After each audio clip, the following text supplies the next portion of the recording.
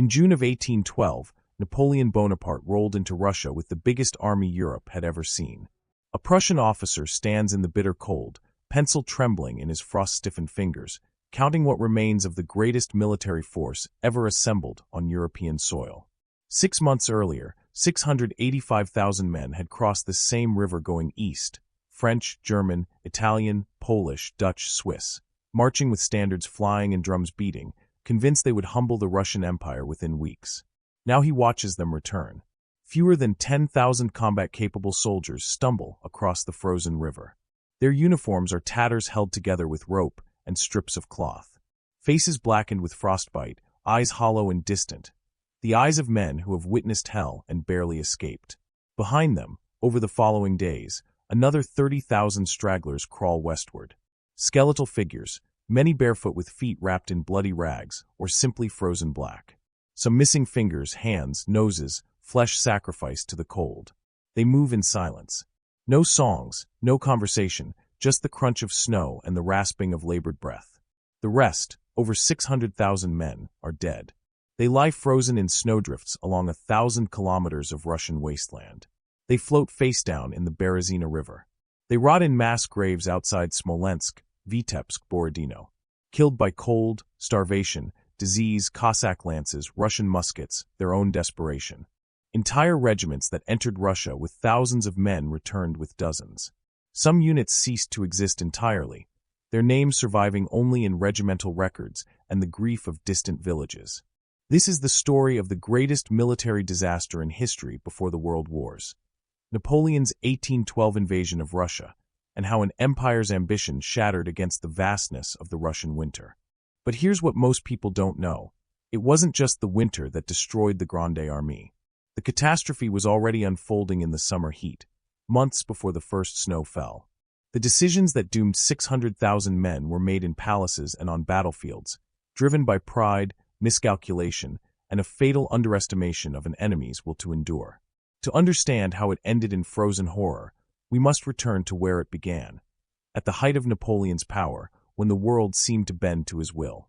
By 1811, Napoleon Bonaparte controlled Europe. From the Atlantic coast to the Russian border, from Hamburg to Rome, from the Netherlands to Naples, 70 million people lived under French direct or indirect rule.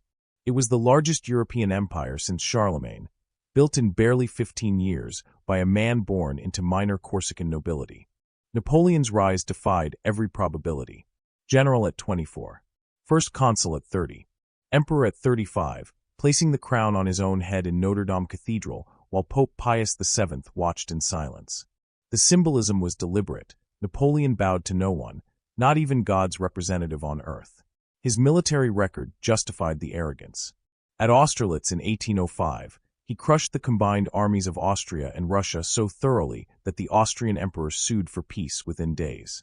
At Jena Auerstedt in 1806, he annihilated Prussia's military machine in a single afternoon, the same Prussian army that had terrified Europe under Frederick the Great.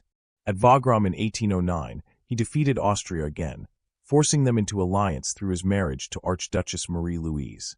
Coalition after coalition formed against him. Coalition after coalition shattered. By 1811, there were no major continental powers willing to challenge France on the battlefield. Except one. By 1811, Napoleon Bonaparte controlled Europe. From the Atlantic coast to the Russian border, from Hamburg to Rome, from the Netherlands to Naples, 70 million people lived under French direct or indirect rule. It was the largest European empire since Charlemagne, built in barely 15 years by a man born into minor Corsican nobility. Napoleon's rise defied every probability. General at 24. First consul at 30.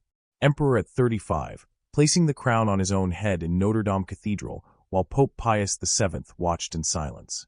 The symbolism was deliberate.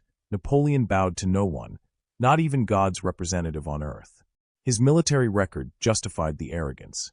At Austerlitz in 1805, he crushed the combined armies of Austria and Russia so thoroughly that the Austrian emperor sued for peace within days. At Jena Auerstedt in 1806, he annihilated Prussia's military machine in a single afternoon, the same Prussian army that had terrified Europe under Frederick the Great. At Wagram in 1809, he defeated Austria again, forcing them into alliance through his marriage to Archduchess Marie-Louise. Coalition after coalition formed against him. Coalition after coalition shattered. By 1811, there were no major continental powers willing to challenge France on the battlefield. Except one. Admiral Nelson annihilated the combined Franco-Spanish fleet. Napoleon abandoned plans to invade Britain directly. Instead, he created the Continental System in 1806, a total economic blockade. Every European nation under French influence was forbidden from trading with Britain. The strategy was strangulation. Deny Britain its markets, collapse its economy, force it to negotiate from weakness. It required total compliance across the entire continent. Russia agreed at Tilsit. For 3 years, Russian ports were closed to British goods. But by 1810, the Russian economy was hemorrhaging. Russia's wealth came from exports, grain, timber, naval stores. Britain was the primary market. Without British trade, Russian grain rotted in warehouses. The nobility, whose fortunes depended on agricultural exports, grew restless. Tsar Alexander faced pressure from his own court: lift the blockade or face internal revolt. In late 1810, Russian ports quietly began admitting British ships again. Napoleon knew immediately. His spies reported every violation. He sent diplomatic protests. Alexander replied with vague promises and continued opening Russian trade. Then Napoleon made it personal. In December 1810, he annexed the Duchy of Oldenburg, a small German state ruled by Duke Peter, who happened to be Tsar Alexander's uncle. Napoleon didn't even bother with a pretext. He simply declared Oldenburg part of France and evicted the Duke. Alexander took it as the insult it was intended to be. By early 1811, both empires were preparing for a war they hadn't yet declared. French troops began concentrating in the Duchy of Warsaw. Russian armies moved to the western frontier. Diplomatic letters grew colder, then stopped entirely. Napoleon faced a choice: accept Russian defiance of the continental system or enforce compliance through war. Acceptance was impossible. If Russia broke the blockade with impunity, other nations would follow. The entire strategy against Britain would collapse. Napoleon's authority, built on the principle that his word was law across Europe, would be exposed as hollow. But war with Russia was not like war with Austria or Prussia. Russia was vast. His marshals knew it. His ministers knew it. Charles XII of Sweden had invaded Russia a century earlier with 40,000 men and returned with barely 4,000. The Swedish king, once considered the greatest military mind in Europe, died in exile, broken by the Russian winter and scorched earth. Napoleon's advisors raised the comparison. He dismissed it. Most critically, Napoleon believed this would not be a war of conquest.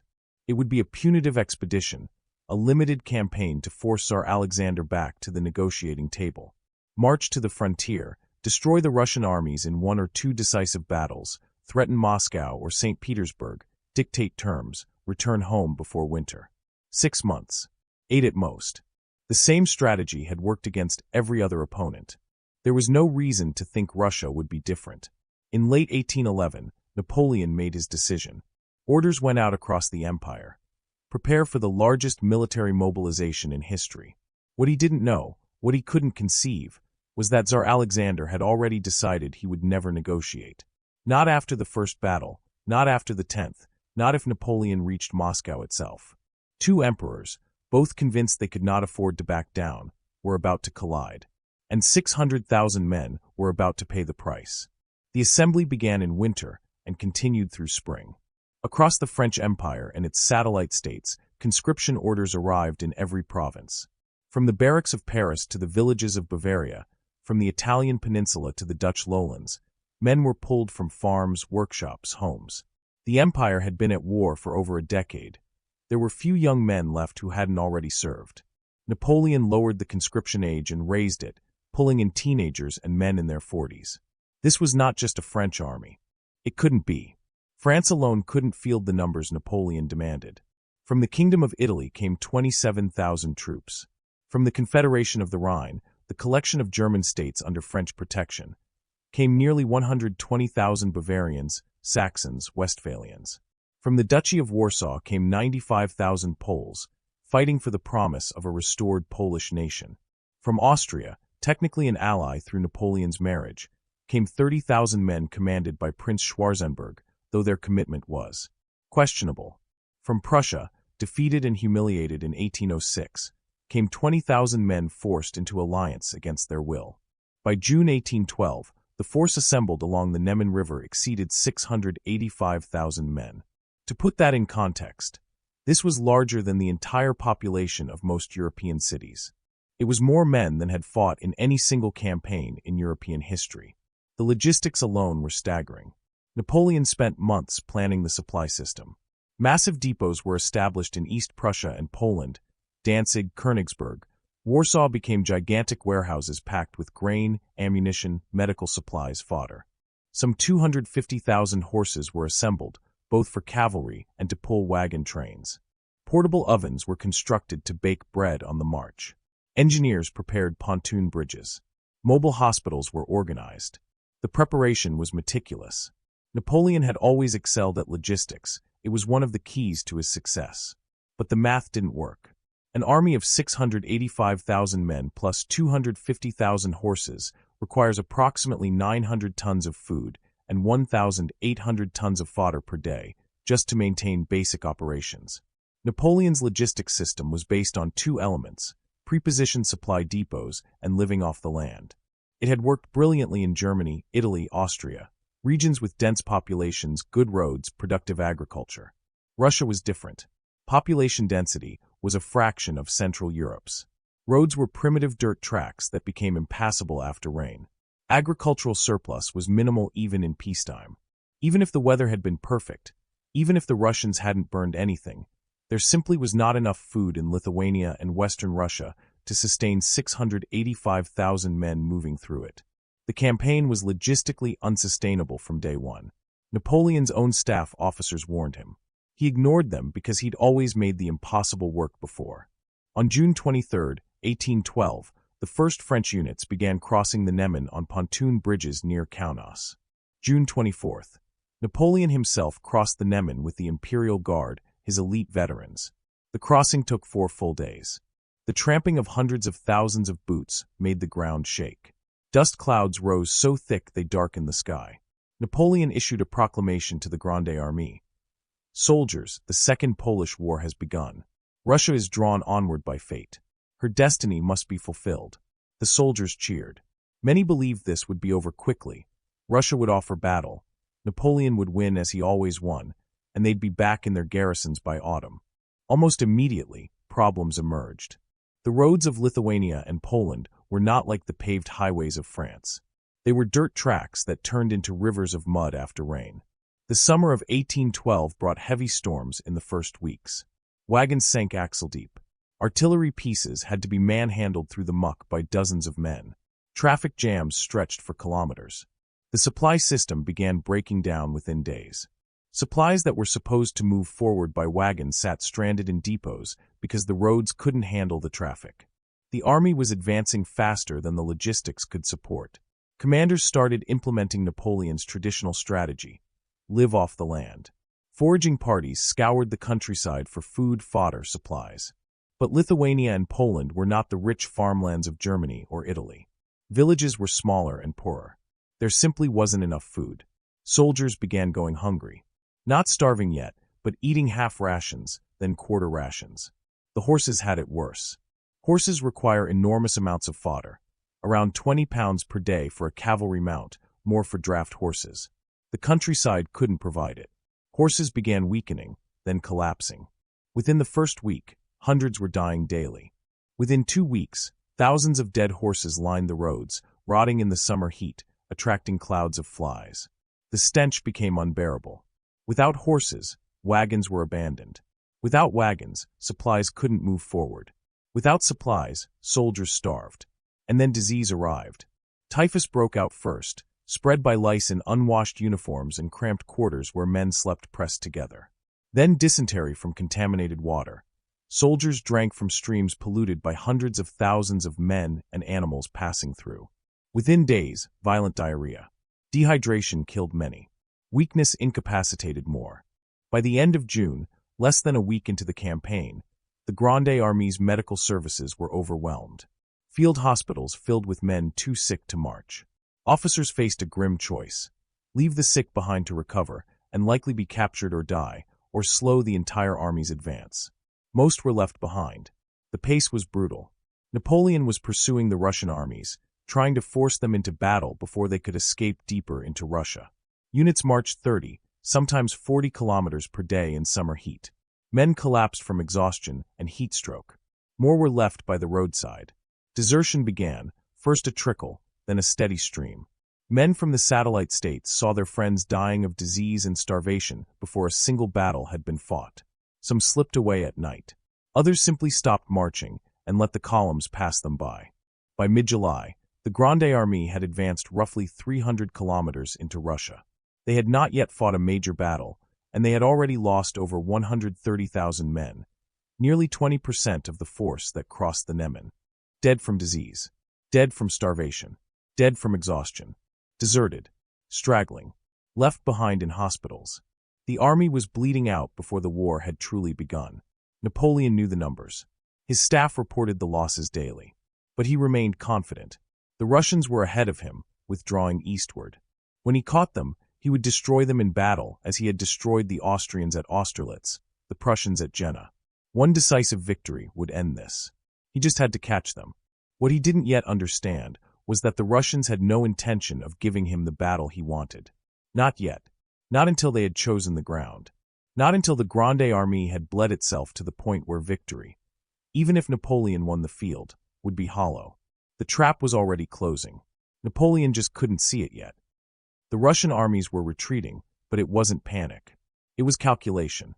Two Russian commanders controlled the western frontier forces, and they hated each other.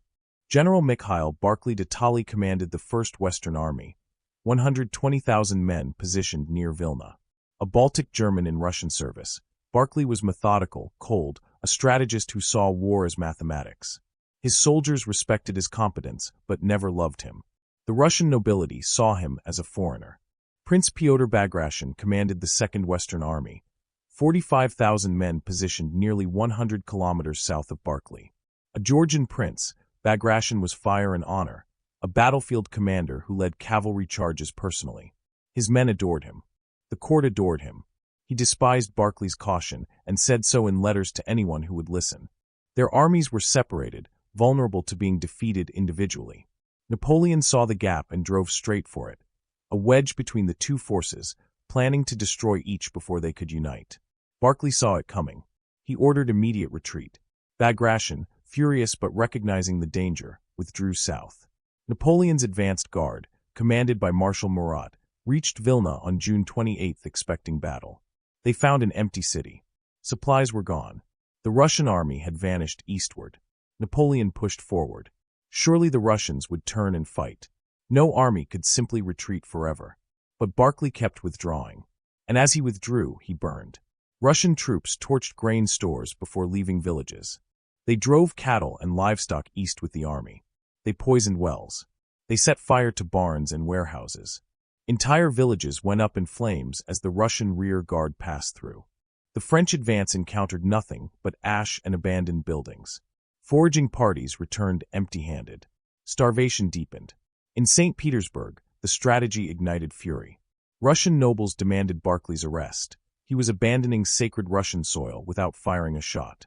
He was a coward, a traitor, possibly a French spy. Bagration wrote scathing letters to Tsar Alexander. For God's sake, send someone to command the army who has some determination. We are leading the enemy into the heart of Russia. This German will destroy us all. Alexander wavered. The political pressure was enormous. But Barclay's reports were clear. The French army was disintegrating on the march. Every day without battle weakened Napoleon. Every kilometer deeper into Russia stretched French supply lines to the breaking point. Barclay was trading space for time. And space was the one resource Russia had in infinite supply. By mid-July, the two Russian armies were still separated, but moving to link up.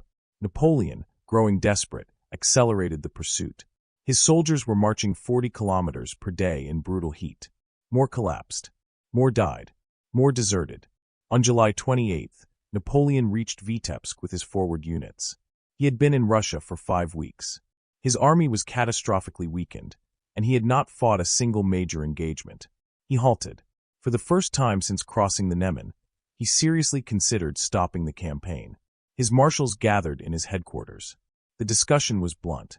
Marshal Davout, his most trusted subordinate, laid out the numbers. Of the 450,000 men in the main Central Army group, fewer than 200,000 were combat-ready. Disease, desertion, and starvation had consumed the rest in 5 weeks. Marshal Berthier, his chief of staff, raised the supply situation. Depots in Poland were failing to push supplies forward. The army was already on half rations. Horses were dying faster than they could be replaced. Marshal Ney, always aggressive, argued for pressing forward. The Russians were running. One more push would force them to fight. Napoleon stared at the map. Moscow was marked in the distance, hundreds of kilometers deeper into Russia. St. Petersburg to the north. Both tantalizingly close and impossibly far given the state of his army. He could halt here, consolidate, fortify Vitebsk and the surrounding region, spend the winter resupplying and reorganizing, resume the campaign in spring 1813 with fresh troops. It was the rational choice. But it meant admitting he had failed to force a decisive battle. It meant wintering in hostile territory with supply lines stretching back over 600 kilometers. It meant giving Tsar Alexander a full year to rebuild and prepare. Most critically, it meant showing weakness. The moment the other European powers learned Napoleon had halted his offensive without defeating Russia, the coalition would reform. On August 16th, near the city of Smolensk, the French advanced guard finally caught a substantial Russian force, Bagration's Second Army, attempting to link with Barclay's First Army inside the city. Napoleon saw his chance. If he could take Smolensk quickly and trap Bagration before the armies united, he could destroy half the Russian force. He ordered an immediate assault. The Battle of Smolensk lasted 2 days. French artillery bombarded the old walls while infantry assaulted from 3 sides. Russian defenders held the walls desperately, buying time for Bagration to escape eastward. Buildings burned. The city's wooden structures ignited under cannon fire. By the second day, Smolensk was an inferno. On August 18th, the Russians evacuated under cover of darkness, blowing up ammunition stores as they left. The French entered a burning ruin. Napoleon stood in the charred wreckage and declared victory. But the Russian armies, now finally united under joint command, had escaped again. They were retreating toward Moscow. French casualties at Smolensk, approximately 10,000. Russian casualties, approximately 14,000. And the city itself was ash, no supplies, no shelter, nothing to sustain the army. The Grande Armée left Smolensk and continued east. By early September, Napoleon's central force had been reduced to approximately 160,000 combat-effective troops. Read that again. He had crossed the Neman with 450,000 men in the main army. In 10 weeks, disease, starvation, desertion, and relatively minor combat had consumed nearly 2/3 of his force. And he still hadn't fought the decisive battle he needed. His officers were now openly questioning the campaign. Marshal Murat reported his horses were so weak they could barely trot. Marshal Davout warned that the army could not sustain another month at this pace. Even Marshal Ney privately admitted the situation was dire. But Moscow was ahead. Moscow, the ancient capital. Moscow, the heart of Russia. Moscow with its supplies and shelter and symbolic weight. If Napoleon took Moscow, Tsar Alexander would have to negotiate. No ruler could allow his capital to fall without suing for peace. It had never happened. The loss of a capital meant the end of resistance. Napoleon convinced himself this was true. On September 5th, French scouts reported Russian forces had stopped retreating. They were digging in near a village called Borodino, about 125 kilometers west of Moscow. Finally, the Russians were going to fight. September 7th, 1812 dawn. 135,000 Russian soldiers stood in defensive positions across rolling hills and forest ridges. They had spent 2 days digging earthwork fortifications, flèches, angular dirt walls reinforced with timber, positioned to create overlapping fields of fire. At the center of the line rose the great redoubt on Ravsky Hill, a massive earthwork battery holding 18 heavy cannon. Commanding them was General Mikhail Kutuzov, newly appointed after Tsar Alexander finally bowed to political pressure and removed Barclay. Kutuzov was 67 years old, fat, missing an eye from an old wound, given to falling asleep during planning meetings. The court loved him because he was Russian, not a Baltic foreigner. Soldiers loved him because he had survived 50 years of war and still led from the front. He hadn't wanted this battle. He agreed with Barclay's strategy, retreat, let space and time destroy the French. But the Tsar, the nobility, and his own officers demanded a stand. So Kutuzov chose the ground carefully, defensive positions that would maximize Russian artillery and minimize French maneuverability. Opposite them were 130,000 French and Allied troops prepared to attack. They had 587 cannon. Napoleon had established his command post on a low hill with clear sight lines to the battlefield. At 6 a.m., he gave the order. The French guns opened fire. Over 500 cannons fired simultaneously. The sound was a physical force that shook the ground. Smoke erupted in massive clouds. Cannonballs screamed through the air and crashed into Russian positions, tearing through earthworks and men with equal indifference. The Russian batteries answered, another 600-plus guns firing. The world became noise and smoke and iron. This was the Napoleonic era's version of industrial slaughter. Artillery could fire 2 to 3 rounds per minute. Solid shot, iron cannonballs, could punch through multiple men in a row. At closer range, canister shot turned cannon into giant shotguns, spraying hundreds of metal balls that shredded entire formations. After an hour of bombardment, Napoleon sent in the infantry. French columns, masses of men in tight formation, advanced toward the Russian flèches on the left of the line. These were the fortifications held by Bagration and his corps. The columns marched forward through smoke so thick they could barely see 20 meters ahead. Russian artillery switched to canister. The effect was immediate and horrific. Men in the front ranks were simply erased, heads, torsos, limbs disappearing in sprays of blood. Those behind stepped over the bodies and kept marching. They reached the flèches and assaulted with bayonets. Russian defenders fired muskets point-blank, then met the French with bayonets of their own. Men stabbed, clubbed, and strangled each other in the confined earthworks. The French took the flèches. Russian reserves counterattacked and retook them. The French assaulted again. The flèches changed hands 3 times in 2 hours. Bodies piled so high inside the earthworks that men had to climb over corpses to fight. General Bagration, commanding the defense, was hit by shrapnel that tore into his leg. He refused to leave the field, rallying his men from horseback even as blood soaked through his uniform. Finally, blood loss forced him to be carried away. He would die of the wound weeks later. But his men held. While the flèches were being contested, the center of the battlefield became a horror of its own.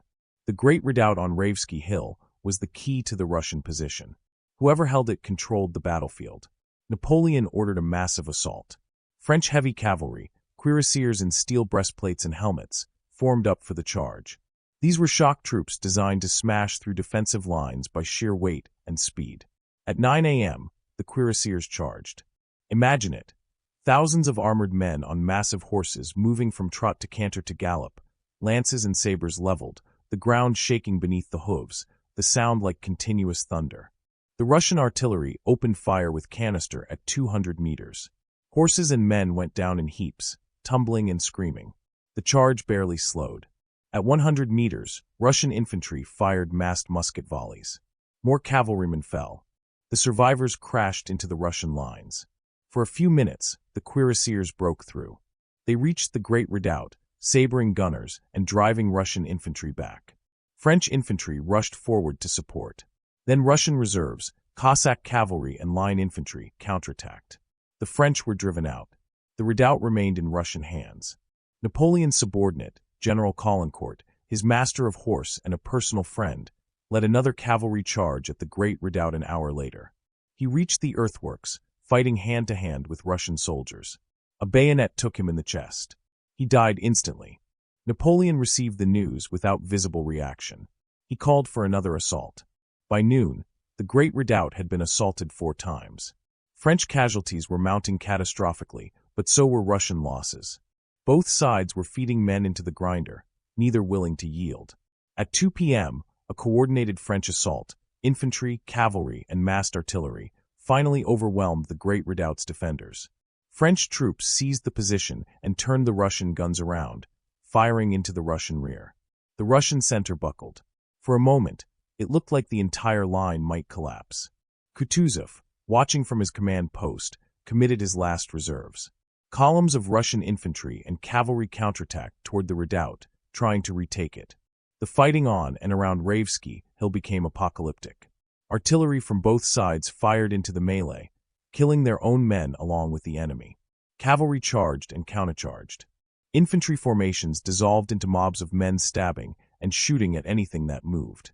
The hill was carpeted with bodies, French and Russian, so intermixed that in the smoke it was impossible to tell the lines apart. And then something strange happened. Napoleon, watching from his command post, had one force remaining that he had not yet committed: the Imperial Guard. His elite reserves, 20,000 strong. The best troops in the Grande Armée, veterans of a dozen campaigns, fiercely loyal, supremely trained. His marshals begged him to send them in. Marshal Ney rode to Napoleon personally. "Give me the Guard and I will take the entire Russian army." Napoleon refused. Historians still debate why. He was ill, suffering from a severe cold, possibly a bladder infection that left him in constant pain.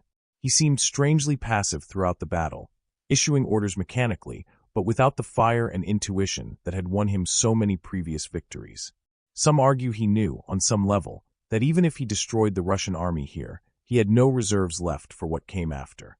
Some argue he was simply too sick to think clearly. Some argue it was caution born from knowing how far he was from France, how weak his army already was.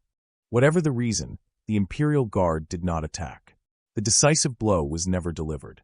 By 6 p.m., after 12 hours of continuous slaughter, the guns began to fall silent. The Russian army, battered, bleeding, with entire divisions shattered, withdrew in relatively good order toward Moscow under cover of darkness and smoke. Kutuzov recognized he could not hold the field another day, but his army was intact enough to retreat. The French held the battlefield. Technically, this was a victory. Napoleon issued a bulletin declaring a great triumph. The cost: French and Allied casualties, approximately 30,000 killed and wounded. Russian casualties, approximately 45,000 killed and wounded. Combined, over 70,000 men became casualties in a single day. To put that in context, that's more casualties than the Americans suffered in the entire Revolutionary War. In one day, the battlefield was a vision of hell. Bodies lay in heaps, especially around the flèches and the Great Redoubt. Wounded men screamed for water, for help, for death. The cries continued through the night. Medical services on both sides were completely overwhelmed. Men with survivable wounds bled out waiting for treatment. Those with serious wounds were simply left to die. Soldiers walked through the carnage in a daze. Some wept. Some vomited. Veterans of Austerlitz and Jena, battles they thought were the worst they would ever see, said they had never witnessed anything like Borodino. Marshal Ney, surveying the field, was asked if it was a victory. He replied, "Victory? This is a massacre, not a victory." Napoleon himself walked the battlefield the next morning. He saw the bodies stacked like cordwood. He saw the blood-soaked earth. He saw the wounded still dying in the September sun. He said nothing, because despite the staggering casualties, despite holding the field, despite technically winning the battle, Napoleon had failed to achieve his objective. The Russian army still existed. It had not been destroyed. It had not surrendered. It had withdrawn, battered but intact, toward Moscow. And Napoleon's own army was now so weakened that pursuit was almost impossible. The 30,000 casualties came from a force already depleted to 160,000.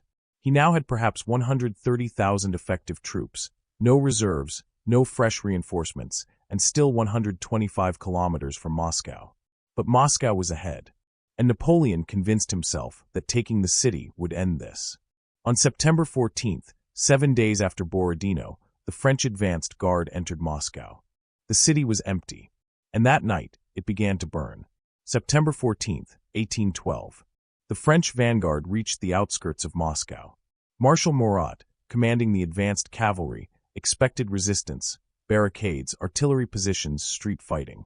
Instead, his scouts reported the city gates open and undefended. He rode forward cautiously with a squadron of hussars. The streets were empty. No soldiers, no civilians, no movement except shutters banging in the wind.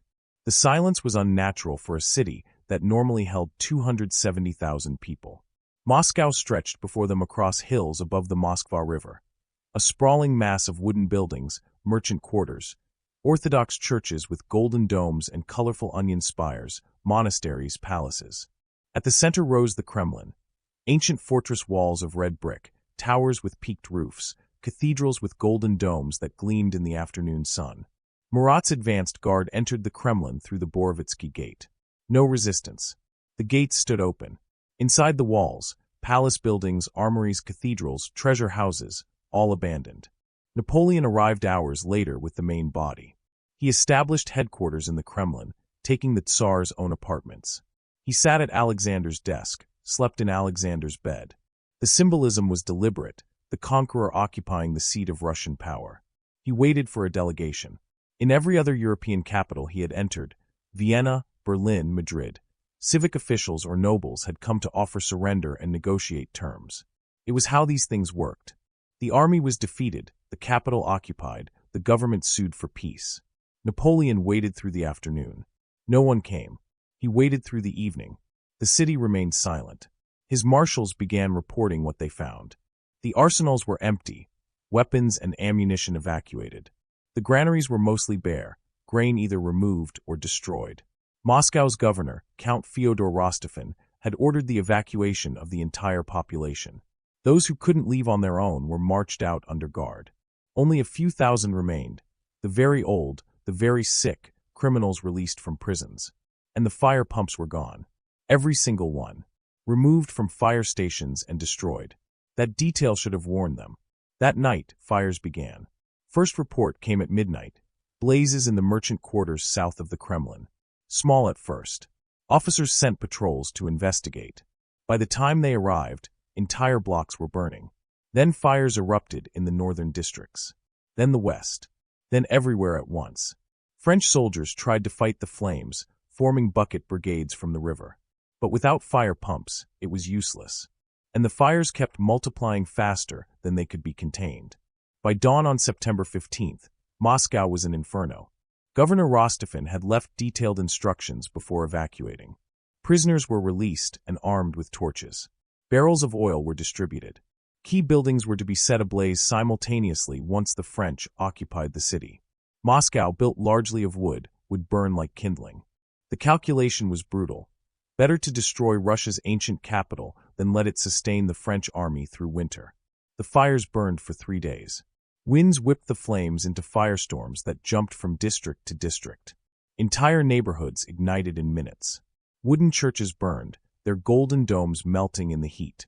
Merchant warehouses full of goods, fabric, furniture, oil, spirits exploded.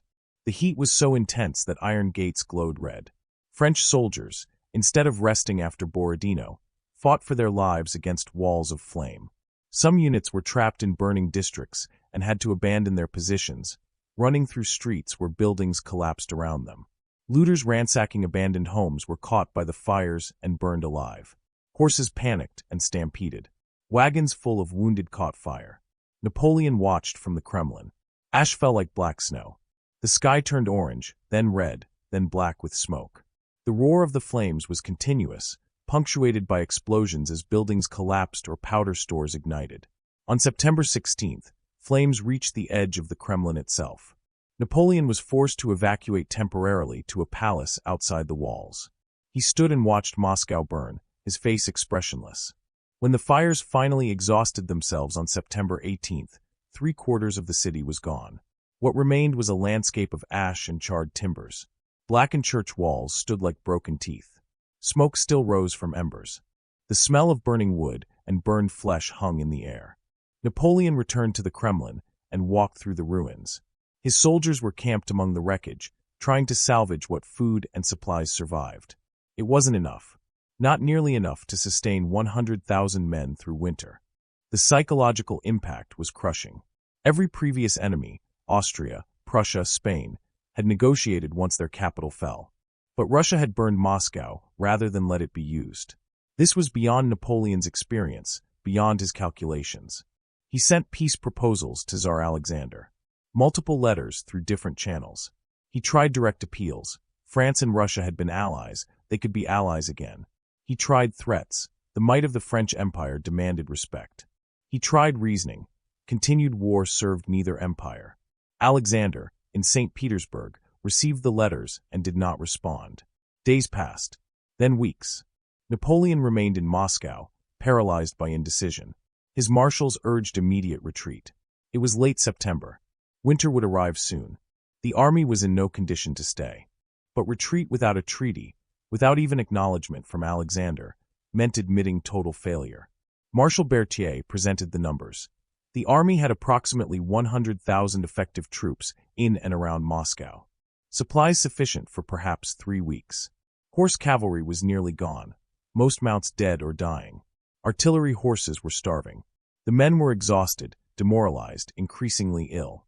Marshal Murat argued they should retreat while they still could. The roads were passable. The weather still mild. The army still organized enough to fight if necessary. Napoleon kept waiting. Surely Alexander would respond. Surely this couldn't continue.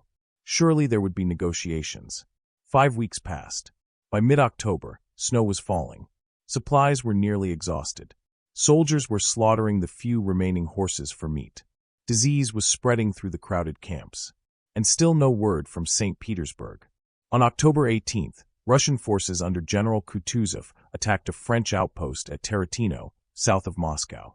It was a small engagement, but it signaled that the Russian army, rebuilt and reinforced since Borodino, was no longer simply retreating. They were preparing to attack. Napoleon called a council of war that evening. His marshals gathered in the Kremlin. The discussion was short. They had to leave now, before Russian forces cut the roads west, before winter made retreat impossible, before the army disintegrated completely. Napoleon issued the order on October 19th. The Grande Armée would withdraw from Moscow. He still believed they could retreat in good order, reach Smolensk, resupply from the depots there, and winter in friendly territory. The campaign had failed, but the army could be saved. Next year, with reinforcements, they could try again. Every assumption in that plan was wrong. At 10 a.m. on October 19th, the retreat began.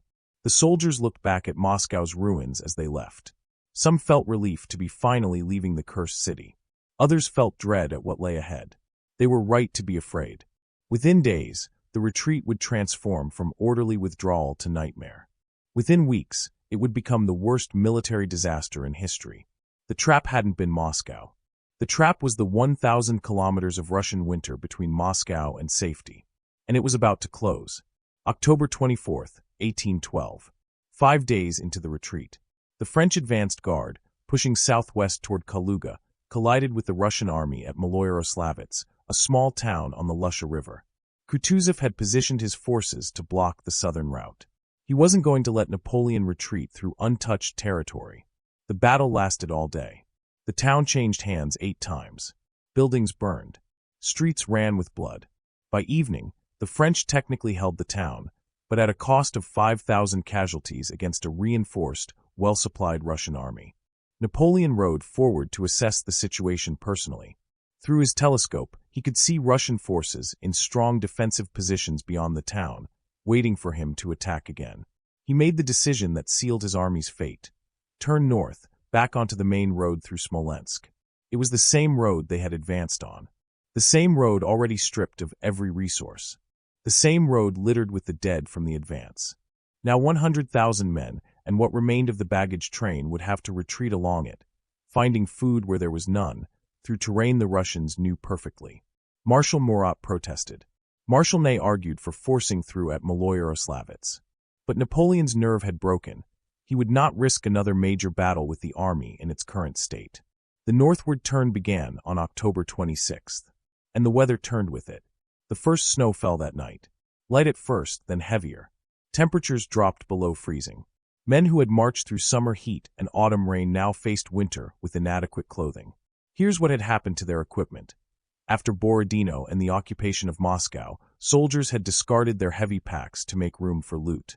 Gold candlesticks, silver plates, fine fabrics, icons stripped from churches. Treasures that were worthless in the Russian wilderness, but which men carried anyway, hoping to sell them if they made it home. Greatcoats were abandoned as too heavy. Extra boots discarded. Field rations thrown away to make room for stolen goods. Now the temperature was dropping, and they had no protection. The first men started freezing to death in early November. They would lie down to sleep around campfires and simply not wake up. Others froze while walking, collapsing mid-step, dying where they fell. Frostbite claimed fingers, toes, noses, ears. Flesh turned white, then black. Amputation without anesthesia became routine. Many who survived the amputation died of infection days later. The horses died faster than the men. A horse requires massive amounts of fodder. There was none. The horses ate bark stripped from trees, then leather from harnesses, then nothing. They weakened, collapsed, and died by the thousands. Every dead horse meant an abandoned wagon. Every abandoned wagon meant lost supplies. Every lost supply meant more starvation. Artillery pieces were abandoned when the horses pulling them died. Cannon that had been dragged from France to Moscow were left in ditches. Ammunition wagons left behind. Within 2 weeks, the Grande Armée had lost the majority of its artillery. And then the Cossacks appeared. Russian light cavalry, superb horsemen from the southern steppes, began shadowing the retreat. They didn't attack the main columns. They picked off stragglers. Any man who fell behind for any reason was dead. The Cossacks would ride down on isolated soldiers, spear them with lances, strip the bodies, and vanish. The retreat became a running horror where stopping meant death and continuing meant exhaustion. Men marched until they literally couldn't take another step, collapsed, and were left behind. The sounds of Cossack hoofbeats and screaming behind the column became constant. No one looked back. Looking back meant seeing friends being killed, and there was nothing anyone could do. Discipline began collapsing. Units that had maintained cohesion since the Neman crossing started dissolving. Officers couldn't control their men. Soldiers became individuals concerned only with survival. They fought each other over scraps of food. They killed wounded comrades to steal their boots or coats. The veneer of civilization was stripped away by hunger and cold. Russian peasant partisans added to the nightmare. These were not regular soldiers. They were villagers armed with axes, pitchforks, hunting muskets. People whose homes had been burned, whose livestock had been stolen, whose families had been killed by the French advance. They wanted revenge. They ambushed small French detachments. They attacked foraging parties. They crept into camps at night and slit throats. They captured soldiers and beat them to death, or burned them alive, or buried them in snow. The war had become savage on all sides. By early November, the Grande Armée was no longer an army. It was a mob of starving, freezing men stumbling westward, preyed upon from all sides. The temperature kept dropping, -10 degrees Celsius, -20 degrees Celsius, -30 degrees Celsius at night. Men's breath froze into ice on their beards and uniforms. Eyelids froze shut. Fingers were too numb to hold weapons, so muskets were simply discarded. Men urinated blood from kidney failure caused by extreme cold. Hallucinations from starvation and hypothermia became common. Soldiers seeing phantom villages, phantom food, phantom rescuers. The dying helped the dying, and both perished together. November 9th. The army reached Smolensk. This was supposed to be salvation. The city where supply depots had been established during the advance. Magazines full of food, ammunition, clothing. The promise of resupply had kept men moving for the last 100 kilometers. They found the depots nearly empty. Corruption, mismanagement, and raids by partisans had gutted the supplies. What remained was nowhere near sufficient for 100,000 starving men. The warehouses were stormed by soldiers who broke discipline completely, fighting each other for moldy bread and rotten meat. Officers tried to restore order. Some soldiers were shot for looting. It didn't matter. Discipline was gone. The army stayed in Smolensk for 4 days, consuming what little was there. Then it had to move again. Russian forces were closing in from multiple directions. Stay, and they would be trapped and annihilated. On November 13th, the retreat from Smolensk began. What left that city was no longer recognizable as the Grande Armée. It was a ragged column of skeletal men in rags, many barefoot with feet wrapped in cloth or simply frozen black, shuffling westward without hope, driven only by the animal instinct to survive. Marshal Ney commanded the rear guard, the last units covering the retreat, holding off pursuing Russian forces. His corps had entered Russia with 40,000 men. He now had perhaps 8,000. On November 15th, near the town of Krasnoy, Russian forces under Generals Kutuzov and Miloradovich attempted to cut off the retreat entirely. For 3 days, Ney fought a desperate series of delaying actions. His troops, starving, exhausted, outnumbered, held critical positions just long enough for the main body to escape, then fell back to the next position. Russian artillery pounded them. Cossack cavalry charged repeatedly. Infantry assaults overran position after position. Ney's corps was being destroyed, but he bought time with blood. By November 17th, Ney was cut off from the main army with fewer than 2,000 survivors. Russian forces surrounded him and demanded surrender. He refused. That night, he led his men across the frozen Dnieper River under fire from Russian batteries on both banks. Men were hit and fell through the ice, drowning. Others were shot and fell where they stood. Ney himself carried the regimental eagle, leading from the front. On November 18th, he reached the main French column with approximately 900 men, barely 1/10 of what he'd started with at Krasnoye. Napoleon, who had assumed Ney was dead or captured, embraced him. "I have 300 millions in my treasury, and I would give them all for Marshal Ney." But money couldn't save them now. The temperature dropped further, -35°C at night. Men literally froze solid while sleeping, their bodies found in the morning in sitting or crouching positions, frozen in place. The cold did things that seemed impossible. Musket barrels became so brittle they shattered. Metal buttons froze to flesh. Men who touched them with bare hands lost skin. Vodka froze solid in canteens. Spit froze before it hit the ground. And through it all, the Cossacks kept coming. Shadows in the snow. Death on horseback. Constant, relentless, merciless. By late November, the army had been reduced to approximately 40,000 armed soldiers capable of fighting, plus another 40,000 unarmed stragglers and camp followers, wives, servants, merchants who had followed the army, wounded who somehow kept moving. Ahead lay the Berezina River. Under normal circumstances, by late November the river should have been frozen solid enough to cross on the ice. But a brief warming period had partially thawed it. The result was a 100-meter-wide channel of icy water flowing fast, filled with chunks of floating ice. The bridges had been destroyed by Russian forces days earlier, and 3 Russian armies were converging to trap Napoleon against the river. Admiral Shishagov with 30,000 men from the south. General Wittgenstein with 30,000 men from the north. Kutuzov's main force of 80,000 from the east. Over 140,000 Russian troops closing in on 80,000 exhausted, starving French trapped against an impossible river. This should have been the end. Total annihilation. The complete destruction of the Grande Armée and the capture of Napoleon himself. But the French had one final miracle left. General Jean-Baptiste Ebel commanded the army's Dutch engineer corps. He had 400 engineers and a handful of tools, axes, hammers, nails scavenged from abandoned villages. No proper bridging equipment. No pontoons. Just men and whatever materials they could find. On November 25th, Ebel's engineers began constructing 2 trestle bridges across the Berezina near the village of Studzianka. They worked standing in the river. The water was chest-deep and near freezing. Chunks of ice flowed past, battering them. They drove wooden pilings into the riverbed using hammers and brute force. They laid crossbeams scavenged from dismantled village houses. They nailed planks across the beams to create a roadway. Men died while working. Hypothermia killed them where they stood. They simply slumped forward into the water and were carried away by the current. Others were crushed by floating ice or structural collapses. Ebel kept them working through the night by torchlight. By dawn on November 26th, 2 narrow, shaking bridges spanned the Berezina. The crossing began. 80,000 people funneled toward 2 wooden bridges barely wide enough for a single wagon. French soldiers crossed first to secure the far bank. Then artillery. Then wagons. Then the mass of stragglers. Russian artillery opened fire from across the river. Cannonballs crashed into the crowds waiting to cross. Shells exploded in the mass of humanity. Panic erupted. People pushed, shoved, trampled each other trying to reach the bridges. The bridges, overloaded and damaged by ice, collapsed. Engineers frantically made repairs while bodies floated downstream.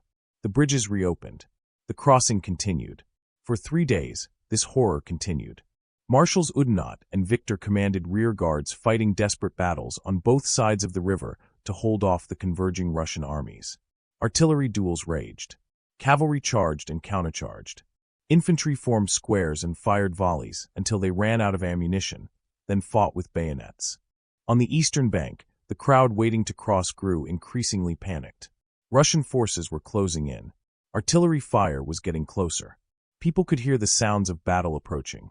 On the morning of November 29th, General Ebel received orders from Napoleon.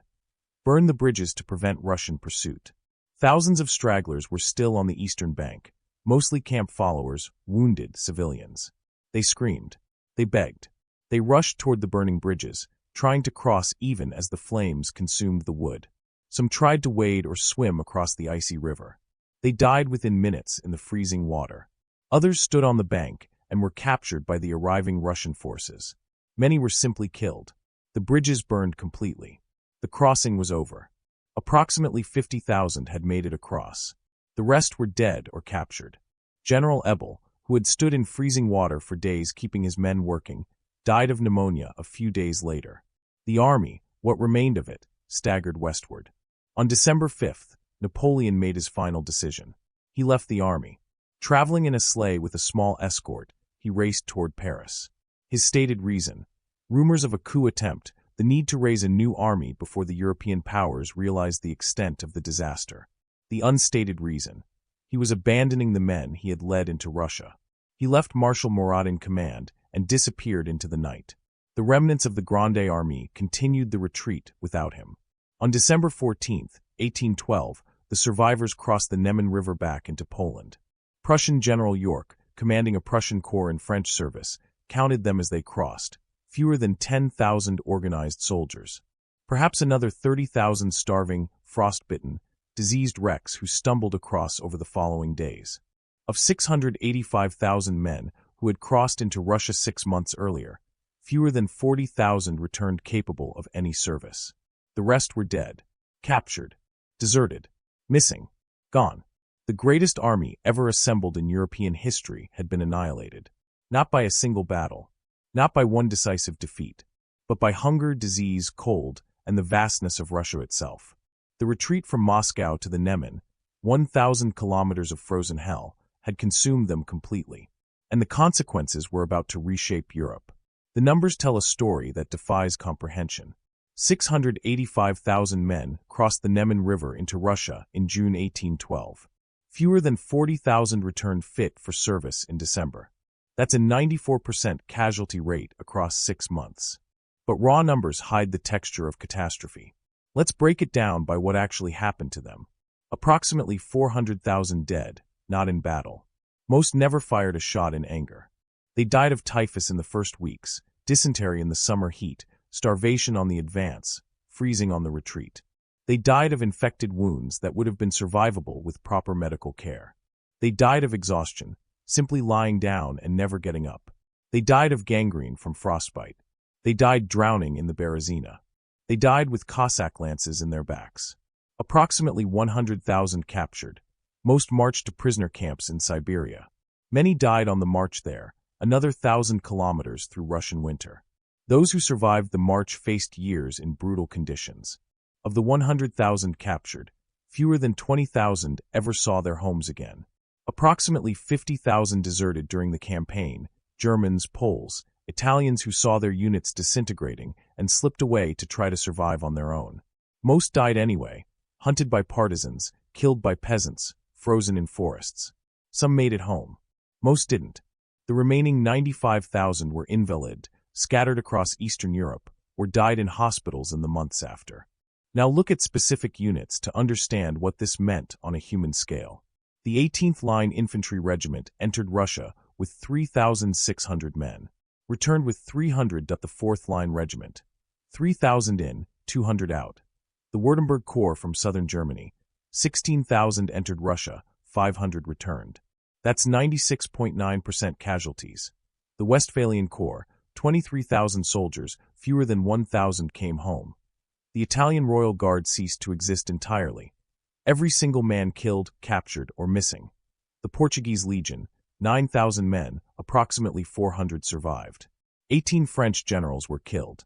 42 more were wounded or captured. These were Napoleon's trained senior commanders, irreplaceable men with decades of experience. Think about what that meant for the towns and villages they came from. A village in Bavaria sends 60 young men to war. 2 return. Every family has lost someone. Multiple families have lost everyone. The demographic impact was catastrophic. An entire generation of men gone. Who will work the farms? Who will continue the family lines? Who will care for the aging parents? This pattern repeated across Europe. German states were particularly devastated. Some lost nearly their entire military-age male population. The social and economic consequences would last for decades. Napoleon understood the implications immediately. That's why he abandoned the army in early December and raced back to Paris. Not to escape danger, he'd faced danger before, but because he needed to control the narrative and begin conscription before his enemies realized how completely he'd been destroyed. He reached Paris on December 18, 1812. The same day, he issued his 29th bulletin, the official report of the Russian campaign. It was a masterpiece of propaganda and misdirection. The bulletin acknowledged losses but blamed them entirely on the early and rigorous winter. It minimized the scale of defeat. It emphasized French victories at Smolensk and Borodino. It portrayed the retreat as an orderly withdrawal forced by weather, not a catastrophic collapse. The famous final line, "The health of the emperor has never been better." The message, Napoleon was fine. The army had been defeated by weather. France remained strong. None of it was true, but it bought him time. Within weeks, Napoleon began issuing conscription orders. He lowered the draft age to 16. He called up the class of 1814 a year early. He recalled veterans who had been discharged. He demanded new contingents from Allied states. By spring 1813, barely 4 months after the Russian disaster, Napoleon had raised a new army of over 200,000 men. It was an astonishing achievement. It was also meaningless, because while Napoleon was rebuilding, Europe was rising against him. December 30th, 1812, Prussia. General Johann von York, commanding the Prussian corps that had been forced to serve with the French, signed the Convention of Torgau with Russian representatives. Without authorization from his king, York withdrew Prussian forces from the French alliance and declared neutrality. It was technically treason. York could have been executed for it. Instead, he became a national hero. Prussia had been humiliated by France in 1806. The Treaty of Tilsit had reduced Prussia to a French client state, territory seized, army limited to 42,000 men, massive indemnities imposed. For 6 years, Prussian King Friedrich Wilhelm III had endured the humiliation, forced to ally with the power that had destroyed him. York's act of defiance gave him the opening he needed. On February 28, 1813, Prussia formally allied with Russia. The Sixth Coalition was forming. Austria watched and calculated. Technically still allied to France through Napoleon's marriage to Archduchess Marie-Louise, the Austrians had contributed troops to the Russian campaign, but kept them deliberately uninvolved in major fighting. Now, with France weakened, Austria began secret negotiations with Russia and Prussia. Sweden joined the coalition under Crown Prince Jean-Baptiste Bernadotte, formerly one of Napoleon's own marshals, who saw an opportunity to settle old scores. Britain, which had been fighting France alone for years, poured money and weapons into the Continental Allies. By March 1813, Napoleon faced a coalition of Russia, Prussia, Sweden, and Britain, with Austria preparing to turn against him. He won battles that spring and summer, at Lutzen in May, at Botzen later that month. French forces defeated Prussian and Russian armies. Napoleon's tactical genius hadn't abandoned him. But the victories were hollow. His new army was made up of teenage conscripts, not veterans. They fought bravely but lacked experience. They won battles but couldn't exploit victories because they lacked cavalry. The horses were dead in Russia. They took ground but couldn't hold it because they lacked numbers to garrison territory. And every battle cost casualties Napoleon couldn't replace. The coalition could lose battles and rebuild. France could not. In August 1813, Austria joined the coalition. Napoleon now faced over 500,000 Allied troops converging on him from multiple directions. October 16th to 19th, 1813. Leipzig. Napoleon, with approximately 190,000 troops, faced over 380,000 coalition soldiers. For 3 days, fighting raged around the city. Napoleon held his ground initially, but he was outnumbered 2-1 and eventually forced to retreat. During the withdrawal on October 19th, the single bridge across the Elster River was prematurely blown while thousands of French troops were still on the wrong side. They were captured or killed. Marshal Poniatowski drowned trying to swim his horse across. The retreat became a rout. French casualties at Leipzig, over 70,000 killed, wounded, or captured. The Confederation of the Rhine, Napoleon's alliance of German states, collapsed. Every German state began defecting to the coalition. Allied armies invaded France from the east. By January 1814, coalition forces were on French soil for the first time in 20 years. Napoleon fought a brilliant defensive campaign, winning small battles against isolated enemy columns. But the Allies kept coming. By March, they were approaching Paris. On March 31st, 1814, Paris surrendered to coalition forces. Napoleon's marshals, the men who had followed him for 15 years, told him it was over. Marshal Ney, the bravest of the brave, said to his face, "The army will not march." On April 6, 1814, Napoleon abdicated as Emperor of France. He was exiled to the island of Elba in the Mediterranean. The Bourbon monarchy was restored under Louis XVIII. The empire was finished. He would return for the 100 Days in 1815, only to be finally defeated at Waterloo. But that was epilogue. The true end of Napoleon's empire wasn't Waterloo. It was Russia. Everything that followed Leipzig, the invasion of France, the abdication, was consequence flowing from the catastrophe of 1812. The moment Napoleon ordered his army across the Neman, the sequence of events that would destroy him was set in motion.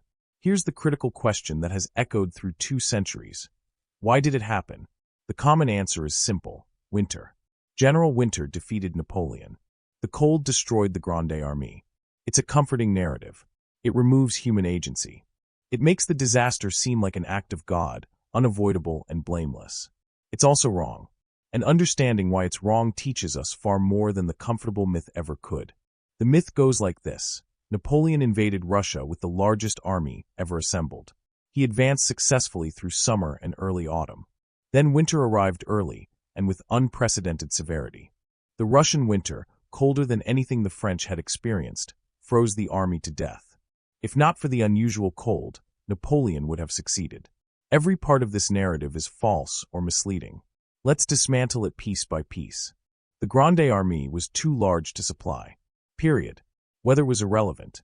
An army of 685,000 men plus 250,000 horses requires staggering amounts of food and fodder daily. Historians estimate roughly 900 tons of food and 1,800 tons of fodder needed per day just to maintain basic operations. Napoleon's logistics system was based on 2 elements: prepositioned supply depots and living off the land.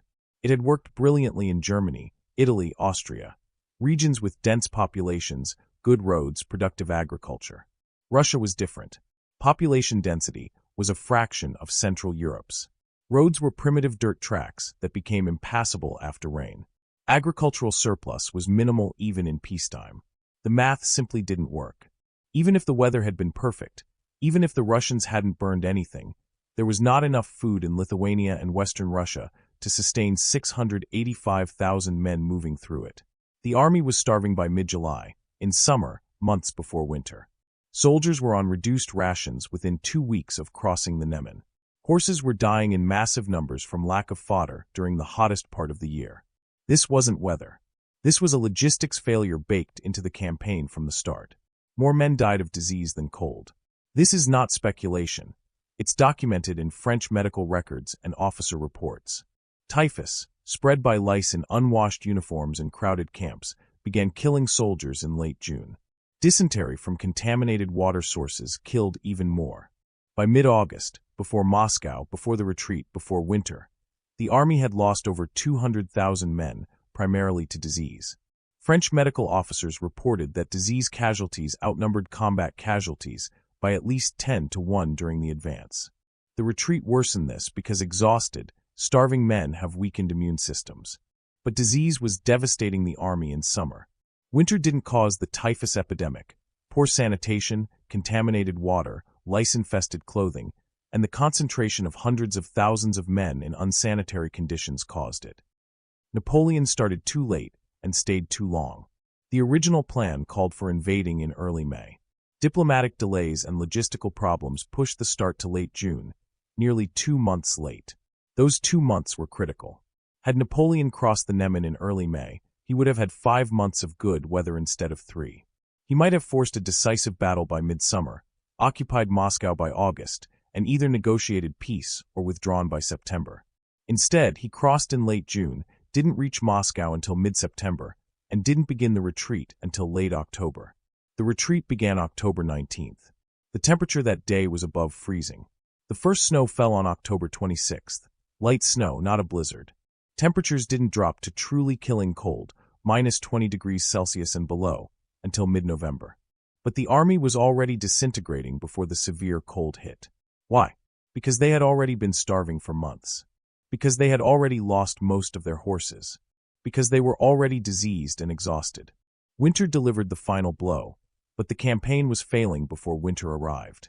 The decision to stay in Moscow for 5 weeks waiting for negotiations that never came, that was Napoleon's choice, not winter's imposition.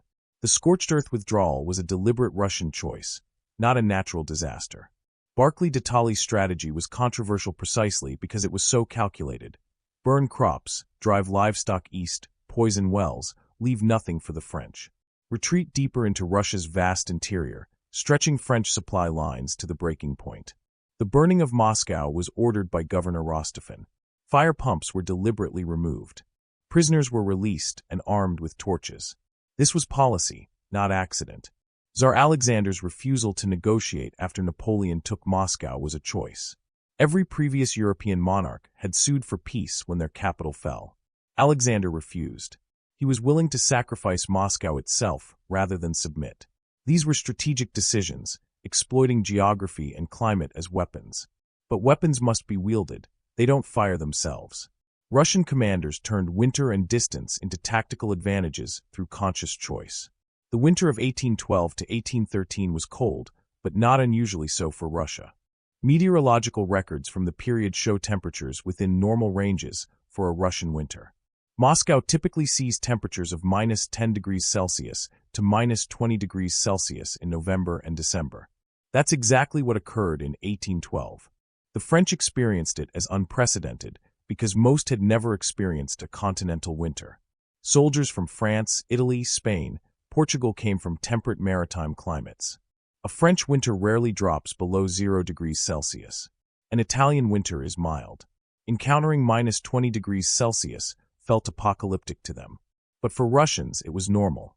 Russian soldiers were equipped and acclimated for it. French soldiers were not. This wasn't unusual weather. This was predictable Russian winter that Napoleon should have prepared for and didn't. Napoleon underestimated Russian will and overestimated the decisiveness of battle.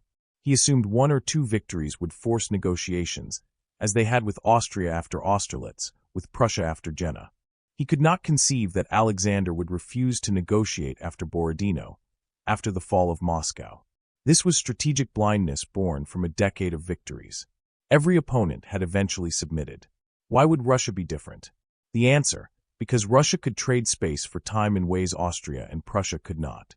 Because Russian autocratic government meant Alexander could ignore public pressure in ways constitutional monarchs could not. Because Russian Orthodox Christianity framed the war as holy resistance against a foreign invader. Napoleon didn't understand his opponent. That's not weather. That's strategic failure. Here's the real sequence of what actually happened. The campaign was logistically unsustainable from day one that the army began dying of disease and starvation in summer. Russian scorched earth strategy denied what little local supplies existed. Borodino was a Pyrrhic victory that solved nothing. The decision to occupy Moscow and wait for negotiations wasted 5 critical weeks. The retreat began too late, along a devastated route, with an army already weakened to the breaking point. Winter accelerated the collapse but did not cause it.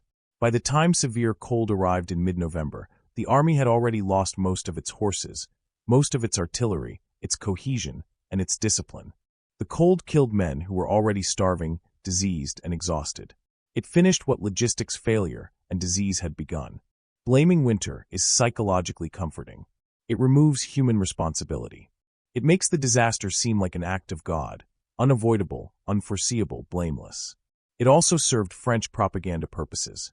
Napoleon's 29th bulletin explicitly blamed the early and rigorous winter, while minimizing strategic and logistical failures.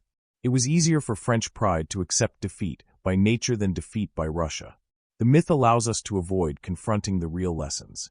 That overconfidence leads to catastrophic miscalculation, that logistics matter more than tactical brilliance, that underestimating your enemy is fatal, that knowing when to stop is as important as knowing when to start. Winter makes a better story than the emperor ignored supply calculations and stayed too long. But history's job isn't to tell comfortable stories. It's to tell true ones. The 1812 campaign failed because Napoleon made a series of strategic errors. Invading with an unsustainable force, pursuing an enemy who refused to fight on his terms, staying in Moscow waiting for negotiations that would never come, and retreating too late along a route that could not support his army. Winter was the context in which these errors became fatal. But context is not cause. 600,000 men died because their emperor miscalculated and refused to admit it until too late. That's the truth Winter's myth obscures. And it's the truth that has far more to teach us than any fairy tale about cold weather. This pattern repeats through history. Leaders intoxicated by past success, convinced the rules that apply to others don't apply to them, pushing beyond sustainable limits because they can't conceive of failure. Hitler invaded Russia in 1941 with explicit references to Napoleon, convinced he would succeed where Napoleon failed because German organization was superior. He failed worse, losing an entire army group at Stalingrad in conditions that eerily mirrored 1812. The American experience in Vietnam followed similar logic. Superior military force applied to achieve political objectives without understanding the enemy's will or the sustainability of the commitment. Tactical victories that meant nothing strategically. The lesson isn't don't invade Russia in winter. The lesson is, understand your enemy, match means to ends, know your limits, and recognize when you're wrong before catastrophe becomes inevitable. Napoleon was one of history's great military geniuses. He transformed warfare, law, administration across Europe. His impact on the modern world is incalculable. And none of it saved him when he made the same mistake every failed conqueror makes. Believing that will and brilliance can overcome fundamental strategic reality. 2 centuries later, bones are still being found. Construction projects in Russia, Poland, Lithuania uncover mass graves with disturbing regularity. French belt buckles corroded green. Russian buttons. Musket balls. Skeletal remains showing evidence of violent death, of disease, of frostbite severe enough to leave marks on bone. Museums across Europe preserve letters found on bodies. A French corporal writing to his mother that he hasn't eaten in 3 days. A Polish lancer describing watching his horse die.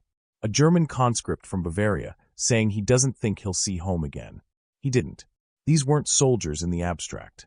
They were sons, brothers, husbands, fathers. They had lives they expected to return to, jobs, families, futures. Over 600,000 of them never came back. They died in Russian fields and forests and rivers, far from home, for objectives that were never achievable by the means employed. Their bones, still being discovered 2 centuries later, are history's way of insisting we remember. Not just that they died, but why. 600,000 men paid the price for one man's refusal to accept limits. They marched into Russia believing in victory and empire. They died learning that ambition, untethered from reality, consumes everything it touches. The frozen trap that reduced 685,000 men to 40,000 wasn't built by winter. It was built by hubris, by miscalculation, by the fatal conviction that past success guarantees future triumph. And the ghosts of 1812 are still teaching, still warning, still showing us what happens when empire exceeds grasp. The only question is whether we're willing to listen.